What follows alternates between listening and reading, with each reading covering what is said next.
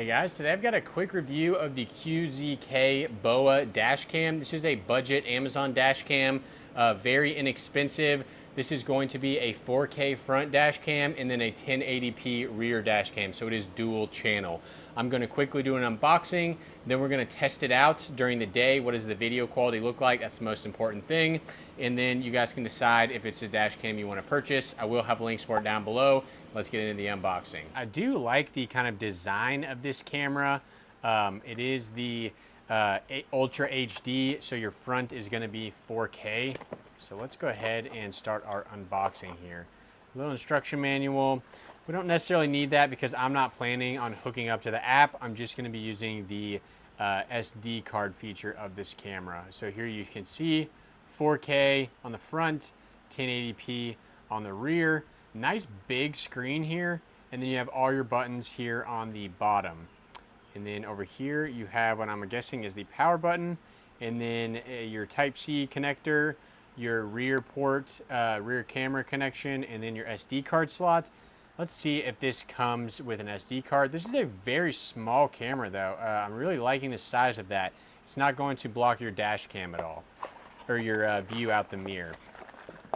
So in here, we have our right angle USB-C into a cigarette lighter, nothing different about that.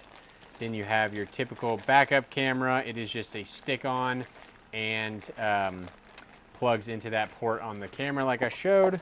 And then nice, we do have an SD card here. I'll go ahead and install that.